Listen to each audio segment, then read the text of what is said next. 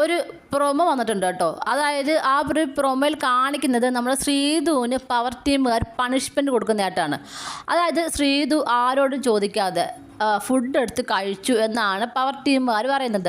അപ്പോൾ പവർ ടീമിനെ എതിർത്തുകൊണ്ട് മറ്റ് കുടുംബാംഗങ്ങളും പറയുന്നു കേട്ടോ. കാര്യം ഇപ്പോഴത്തെ പവർ ടീമുകാർ അങ്ങനെ ഒരു റൂൾസ് വെച്ചിട്ടില്ല.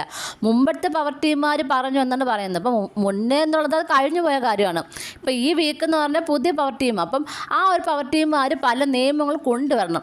അത് എല്ലാ വീക്കിലും ആ ഒരു സ്റ്റാർട്ടിങ് സമയത്ത് പവർ ടീമുകാരുടെ നിയമം പറയാൻ വേണ്ടിയിട്ടാണ് ബിഗ് ബോസ് അവിടെ പിടിച്ച് നിർത്തിയിരിക്കുന്നത്. അപ്പം വന്ന് നിന്ന് വേറെ എന്തെങ്കിലും പറഞ്ഞിട്ട് പോയിട്ട് കാര്യമില്ല. ആ ഒരു പവർ ടീം എന്തൊക്കെയാണ് ചെയ്യാൻ ഉദ്ദേശിക്കുന്നത് അതോടെ പറയണം.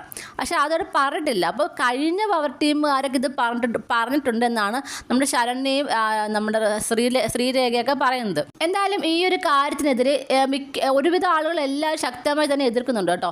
കാര്യം നമ്മുടെ മുടിയൻ, അൻസിബ, നമ്മുടെ അപ്സര ഒക്കെ പറയുന്നു ഇത് അനാവശ്യമായിട്ടുള്ളൊരു ശിക്ഷയാണ്, അല്ലെങ്കിൽ ശിക്ഷ കൂടിപ്പോയെന്നൊക്കെ പറയുന്നുണ്ട്.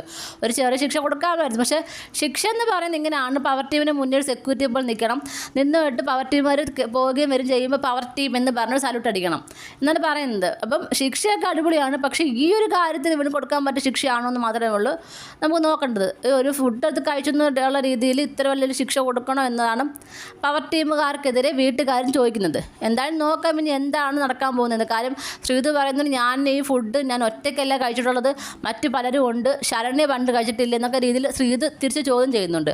ഇത് ഇനി എന്താവുമെന്ന് നമുക്ക് എപ്പിസോഡോ ലൈവൊക്കെ കണ്ടാൽ മാത്രമേ അറിയാൻ പറ്റത്തുള്ളൂ.